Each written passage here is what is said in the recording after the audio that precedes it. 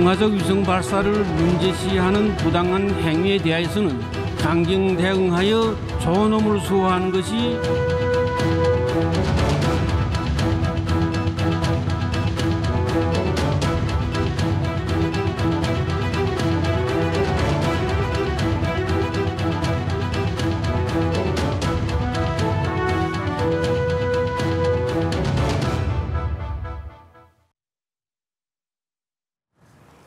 네, 리수용 외무상이 뉴욕에서 돌아왔습니다. 적도기니 부통령 등 북한과 우호 관계에 있는 대표단을 만나고 귀국을 한 건데요. 리수용 외무상의 유엔 외교 성적표를 결산해 보도록 하겠습니다. 또 우간다 대통령이 북한이 수여하는 국제 기밀성상을 거부한다, 이런 내용이 들리고 있는데 어떻게 된 일인지 이 소식까지 좀 짚어보도록 하겠습니다.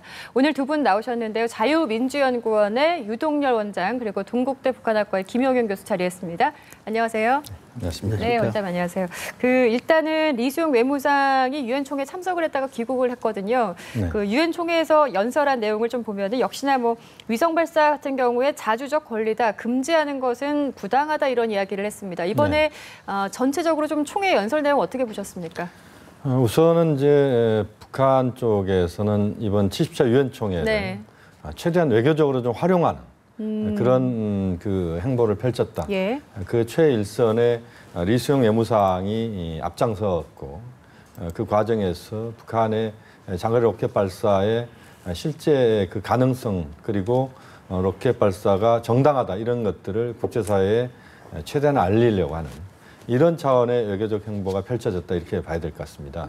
그래서 과거에 북한에서 유엔 총회에 참석했던 그런 대표단들보다는 좀 더 강렬하게 자신들의 입장을 표출하는 그런 행보를 펼쳤고, 최대한 많은 다른 국가의 외교 담당자들 만나려고 했고, 그렇지만 이제 주요 국가, 그러니까 미국의 주요 담당자들이랄지 동북아시아 또는 아시아 담당자들, 이들과의 어떤 만남 또는 캐리 국무장관이랄지 이쪽 주요 인사들과의 만남, 이런 것들은 네. 이루어지지 못하면서 절반의 성공, 절반의 실패다, 이렇게 봐야 됩니다. 그럼 점수로 치면 한 50점 이상 주시는 건가요? 한 5, 60점 정도 될 것 같습니다. 예.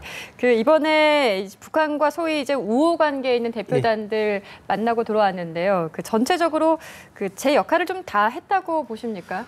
예, 김용현 교수님께서 한 50점 정도 후한 점수를 주셨는데 예. 제가 볼 때는 한 10점 정도. 왜냐하면은 이제 현지 시각으로 10월 1일 날 예. 이수용 외무상이 이제 유엔에서 연설을 하는데, 연설 내용을 보면은 네. 그러한 내용에 대해서 과연 주변국들이 동의를 해줬냐는 것이 중요한 거죠.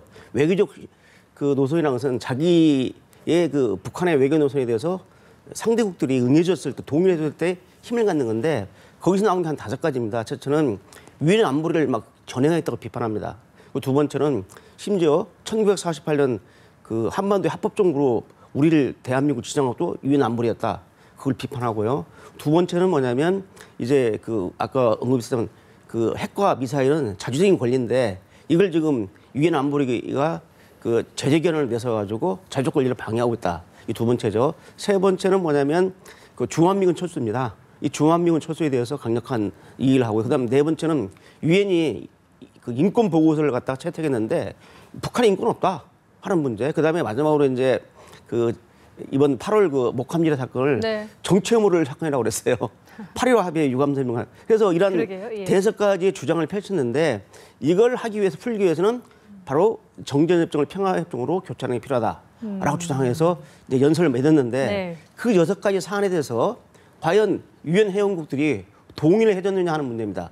제가 볼 때 거기에 동의해준 나라가 거의 없어요. 그렇기 때문에 저는 북한의 일방적인 주장을 선전을 한 무대였지 실제로 선전에 대해서 동의를 받는 나라가 극소수이기 때문에 네. 큰 성과도 아니고 네. 북한도 그런 외교적 한계를 알고 하는 겁니다. 예. 100점 만점에 10점 주셨잖아요. 지금. 굉장히 좀 박하게 평가하셨는데 그래도 과거에 비해서 북한이 이거는 조금 점수를 많이 줄 법하다라고 생각하시는 부분은 없으세요? 자기들의 주장이죠. 핵이나 미사일 발사에 대해서 이건 자주적 권리인데 왜 니들이 반대하냐고 자기들이 주장하는 것을 유엔 총회라는 공간을 이용해서 선전선동하는데 의의가 있는 거죠. 예. 그렇습니다. 그리고 이제 이런 어떤 이슈들이 있을 때 북한 매체에서 보도하는 그 시점에 대해서도 저희가 굉장히 예의주시하고 있는데요. 이번에 리수용 외무상에 비롯한 대표단들이 돌아오고 나서 바로 이제 발빠르게 보도를 했어요. 이 내용은 그래도 그 외교적인 성과에 대해서 자체적으로 좀 치하한다, 이렇게 성과가 있다고 본다라고 저희가 봐도 되겠습니까? 그 부분은 지금 말씀하신 이제 그 외형상 그런 성과다 이렇게 이제 북한 자평하는 것 같습니다. 그러니까 6일 날 리수용 외무상이 평양 순환공항에 돌아왔는데 7일 날 조선중앙통신이 리수용 외무상의 유엔 활동을 보도를 했습니다. 그러니까 이제 바로 이제 보도가 이루어졌다. 이것은 그 북한 내부적으로 그런 평가를 한다 이렇게 볼 수 있을 것 같고요. 또 하나는 지금 이제 10월 10일 당창건 70돌이 바로 지금 목전에 있습니다. 지금 뭐 오늘로 치면 지금 3일 후면 지금 당창건 70돌 행사다 이렇게 봐야 되는데 그러한 행사를 앞둔 상황에서 북한이 외교적 성과를 지금 거두고 있다 이런 것들을 좀 국제사회나 이런 쪽에 좀 알리고자 하는 그런 의도다 이렇게 봐야 됩니다. 왜냐하면 조선중앙통신은 북한 내부를 향한 언론이라기보다는 그 대외적으로 북한 외부의 자신들의 입장들을 알리는 그런 통신이기 때문에 그런 차원에서 본다면 북한이 그런 그 당창건 70도를 맞이해서 자신들의 외교적 성과 이런 것들을 지속적으로 선전한 이런 차원에서의 행보다 이렇게 볼 수 있겠습니다. 비교적 발빠르게 보도를 했다 이렇게 짚어주셨습니다. 이번에 리수용 외무상이 가서 만난 나라들이 꽤 많습니다. 소위 북한과 좀 우호적인 관계의 나라들, 뭐 브라질과 노르웨이, 스웨덴 외무상을 만났고요. 또 적도기니 부통령을 만났죠. 그리고 세르비아 제1부수상 이렇게 만났는데 그 외에도 이제 만난 나라들이 많습니다만은 그 관계들이 좀 어떻습니까? 이제 이걸 좀 보시면 될 것 같아요. 전 세계에 한 198개 국가가 있거든요. 이 중에 대한민국이 외교관계를 수립하고 있는 나라가 190개 국가입니다. 북한이 160개예요. 또 남과 북 동시에 외교관계 수립하고 있는 나라가 157개 국가입니다. 이번에 그 이수행에 가가지고 만난 나라들이 나름대로 북한의 우호적인 나라도 있고요. 이 브라질 같은 나라가 북한의 우호적인 나라라고 할 수가 없어요. 그러나 하여간 그 만났거든요. 근데 만나가지고 북한의 그 주의 주장을 이제 얘기를 한 거죠. 근데 그 자체가 중요한 건데 사실상 국제사회에서 영향력이 아주 미미한 나라들입니다. 예를 들면 러시아 외무상을 만났다든지 아니면 미국의 국무장관을 만났다든지 일본 뭐 이게 중국이라 나와야 되는데 우리가 좀 눈여겨볼 만한 나라들이 별로 없지 않습니까? 그렇기 때문에 북한의 외교적 반경과 그 한계를 보여주는 게 이번 유엔 총회 무대고 북한도 그걸 알고 있습니다. 그 제한점을 알면서도 그렇죠. 최대한 면적을 접촉 면적을 넓혀가지고 아까 김영인 교사 말한 것처럼 북한이 외교적으로 이렇게 많은 공세를 노력하고 있다는 점을 또 북한의 외교 노선을 선전하는데 활용하고 있기 때문에 제가 볼 때는 별로 영향력이 없다고 생각이 됩니다. 원장님 말씀은 이제 여러 나라들을 만났지만 사실 외교적으로 의미 있는 만남은 없었던 것 같다 이렇게 보고 계시는 거죠. 근데 하지만 그래도 우호 관계에 있는 몇 나라들이 있었기 때문에 그나마 좀 분주하게 여러 가지 좀 외교를 마치고 잘 돌아온 것 같습니다. 근데 이게 또 화제가 되고 있는 부분이 있는데요. 우간다 대통령이 북한에서 주는 상을 거부하고 있다 이런 소식이 들리거든요. 어떤 상이냐고 했더니 북한의 최고상이라고 합니다. 국제 김일성상 이거를 수상하기를 거부했다 이렇게 얘기가 나오고 있는데 어떤 얘기입니까 이건? 우선 이제 국제 김일성상이 뭐냐 이걸 확인을 해야 되는데요. 이건 북한에 수여하는 상은 아닙니다. 그것이 아니고 1993년도 4월 13일 인도 뉴델리에서 국제 김일성상을 만든 겁니다. 그러니까 북한과 상당히 그 관련이 깊은 그런 인사들, 우리가 쉽게 말하면 이제 친북 인사들이다 이렇게 봐야 되는데 국제사회에 북한과 긴밀한 연관을 맺었던 주요 인사들이 그 김일성 주석의 81회 생일, 그러니까 김일성 주석이 82세 때 94년도 7월 8일 날 사망을 했기 때문에 1년 전에 이 상을 제정을 한 겁니다. 그래서 그 과거에 그 제3세계 운동, 그러니까 그 비동맹 외교 활동을 많이 했던 국가들의 인사들 중심으로 만들어진 상이고 역대 수상자들을 보면은 2008년도 같은 경우는 이제 나미비아 대통령이 받았고 2012년도에는 시아누쿠 캄보디아 국왕이 받았습니다. 네. 이 시아누쿠 국왕은 김일성 주석과 거의 형제 같은 그런 인연을 맺었던 사람인데요. 그렇게 보면 이 상이 국제적으로 어떤 광범위하게 국제적으로 뭐 노벨상이랄지 또는 국제적으로 그 다양한 그 국가들의 주요 인사들이 받는 상이라기보다는 북한과 가까움 또 북한이 과거에 펼쳤던 비동맹 외교를 같이 했던 그런 국가들의 그 네트워크 정도에서 만들어진 상이다. 그렇게 보면은 네. 그 국제 김일성상이 아주 전 세계적인 보편적인 그런 그 지위를 획득하는 상은 아니다 이렇게 볼 수 있습니다. 그러면은 1993년에 이 국제 김일성상이 만들어져서 지금까지 수상자가 2명인 거잖아요. 네네. 그렇죠. 2008년에 나미비아 대통령 그리고 캄보디아 국왕이 2012년에 이 상을 받았습니다. 그런데 궁금한 게 왜 우간다 대통령이 이 상을 거부를 했을까요? 예, 먼저 아까 사실관계니까 좀 하나 밝혀드릴게요. 네. 우리 김 교수님께서 이 국제 김일성상이 북한이 주는 상이 아니라고 그랬는데 형식은 네. 심사위원들이 외국인으로 됐습니다. 그렇지만 거기에 대한 모든 경비를 북한이 내고 북한이 조정하는 대로 상을 줍니다. 그렇기 때문에 그 형식은 그 외국인들 심사위원으로 구성해 주지만 실제로 북한이 직접 조정하고 실제 있고 북한에서 주최하는 상이다라고 그렇죠. 예. 저희가 그리고 보면 되겠습니까? 이 예. 북한 조선 대백과사전에도 국제 김일성상에 대해서 그렇게 언급을 하고 있습니다. 기술을 하고 있기 때문에 북한이 주는 상이 맞고요. 그다음에 우간다 대통령이 반대한 것은 일부 언론에서는 이제 그 북한의 외교적 입지가 국제사회에서 상당히 어려우니까 북한과의 북한이 주는 상을 받아가지고서는 국제사회에서 고립이 되고 또 불이익을 당할 거 아니냐 하는 이런 평가를 하는데 그렇지 않습니다. 저는 거기에 동의하지 않습니다. 왜냐하면은 지금 이 상이 국제사회에서 네. 그 주체 사장을 신봉하는 이러한 인사들에게 주는 상인데 그 우간다의 주체 사장 선전 소조라는 게 있습니다. 있는데 문제가 뭐냐면 이런 전 세계에 퍼져 있는 주체 사장 선전 소조가 다 북한 예산으로 지원이 되는데 최근에 우간다에 대해서 북한이 줄 돈을 제대로 안 준 겁니다. 돈을 좀 많이 줘야 되는데 돈을 안 주니까 안 받겠다. 이게 솔직한 수상 거부 사유입니다.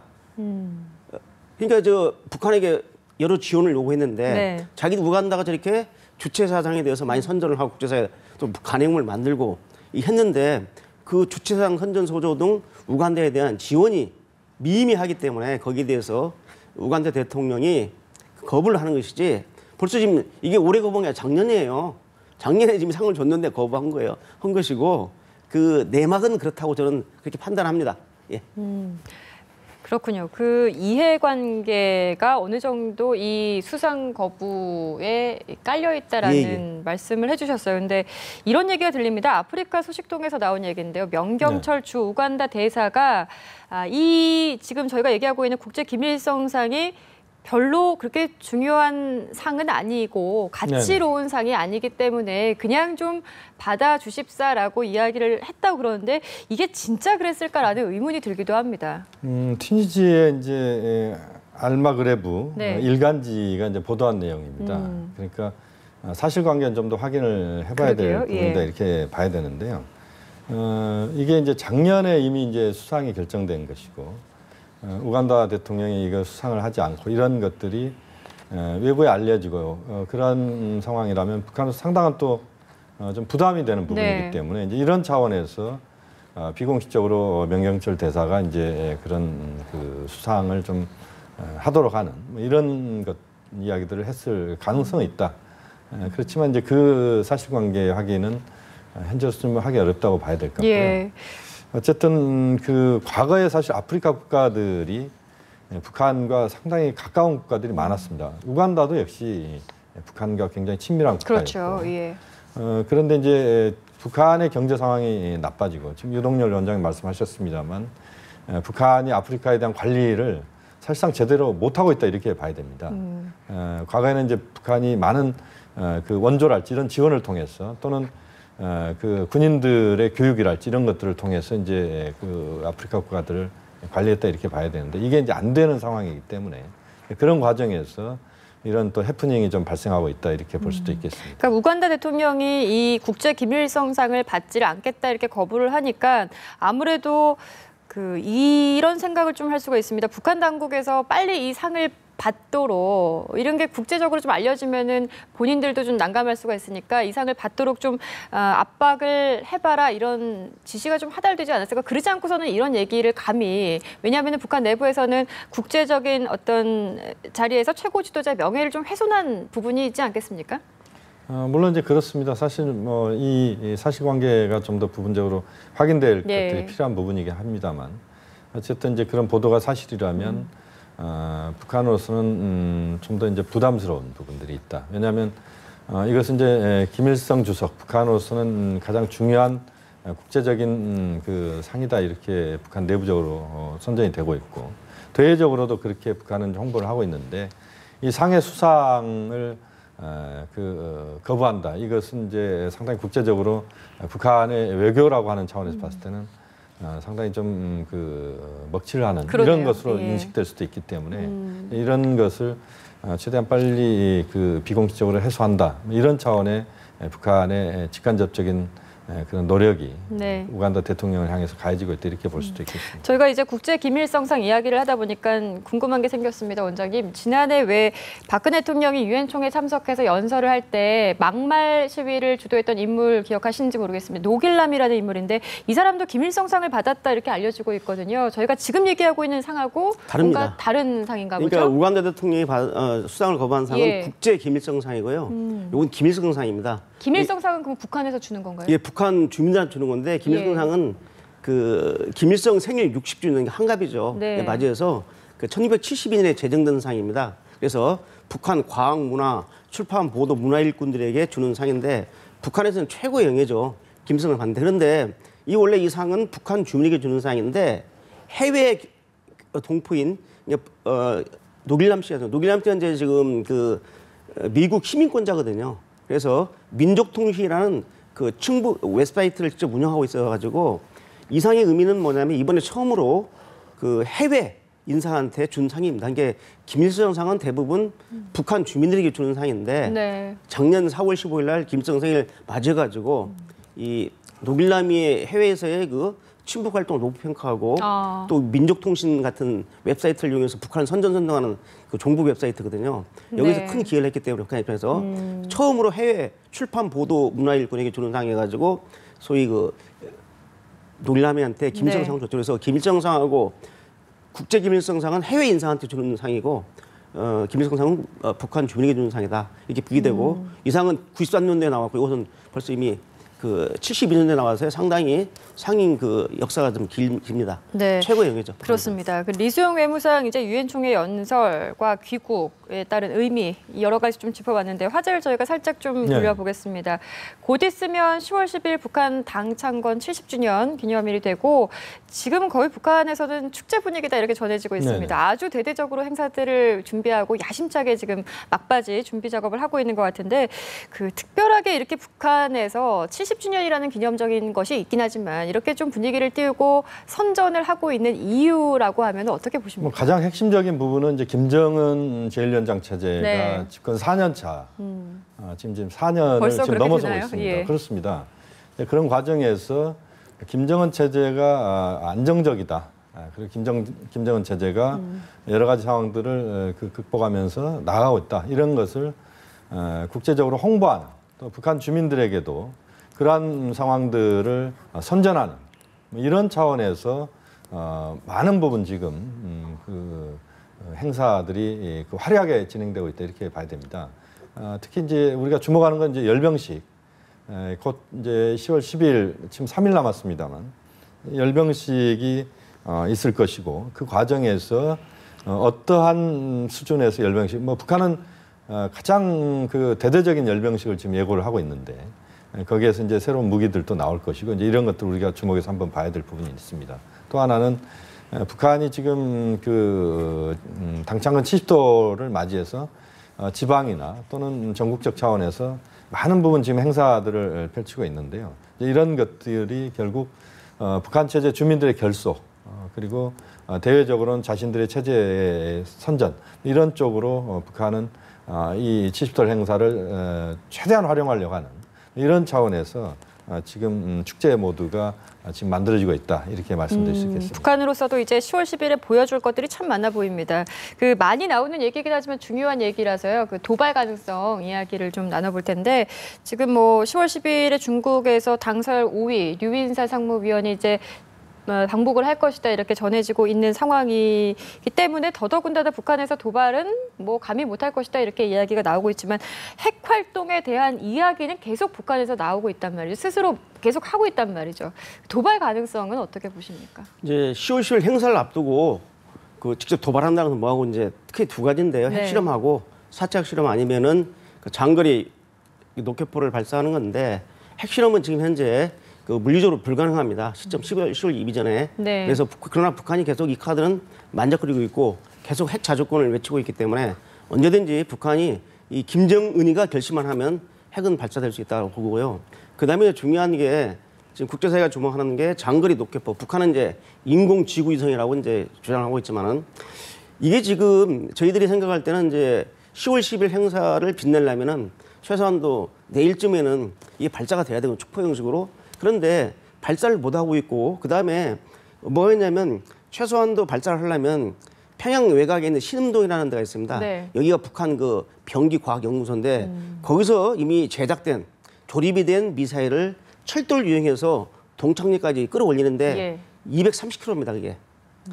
그래가지고 일단 동창리로 가져와서 거기서 발사대를 세워서 연료를 주입하고 날려야 되는데 지금 일제 식별이 안 되고 있어요. 그게 최소 일주일 정도 걸리지 그렇죠. 않습니까? 근데 어떤 문제가 발생하면 이걸 지금 해석할 때 이 국제사회에서 특히 중국이 강력하게 미사일 발사를 막기 때문에 중국 또는 국제사회의 압력이 굴복해서 발사를 안 한다. 이렇게 평가를 하는데 저는 거기에 동의를 않습니다. 왜 그러냐면은 지금 물리적으로 기술적으로 발사를 할 수 없는 위치에 있는 거죠. 그래서 북한이 미사일을 발사해서 바로 실패하면 안 되기 때문에 기술적인 문제가 발생해서 미사일을 제대로 조립을 못 해가지고 발사대로 못 옮기기 때문에 발사를 안 하는 것이고요. 그래서 아마 북한도 이제 좀 발을 좀 빼가지고 네. 그 국제사회에다가 자기들가 국제사회의 이런 주장에 대해서 수용하는 척하면서 실적으로는 기술적인 문제 때문에 발사를 못 하는 건데 수용하는 척하면서 립서비스하는 그런 계기로 삼을 수도 있다고 봅니다. 지금 현재 이제 도발 징후는 없지만 도발 가능성은 여전히 남겨둔 상태다 이렇게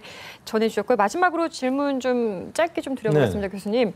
그 지난번에 왜 김정은 위원장의 육성이 실제로 공개가 되기도 했었지 않습니까? 굉장히 이례적이었는데 이번에도 육성 연설하는 모습이 공개가 된다거나 이렇게 좀 할까요? 그 메시지들이 또 어떤 것들이 담길지도 굉장히 궁금합니다. 그 가능성은 뭐 지금 꽤 높다고 볼 수 있습니다. 네. 왜냐하면 김정은 제1위원장이 당창근 70돌 의미 있는 행사에 북한 주민들을 향해서 그다음에 외부를 향해서 자신의 입장을 표현한다. 이건 뭐 자신의 어떤 그 지도자로서 이미지 이걸 부각시킬 수 있는 그런 중요한 기회이기 때문에 그 가능성이 높다고 봐야 되는데 이제 거기서 무슨 이야기를 할 것이냐는 부분에 대해서는 좀 더 지켜봐야 될 부분인 것 같습니다. 네, 알겠습니다. 이렇게 해서 유동열 원장 그리고 김용원 교수와 함께했습니다. 고맙습니다.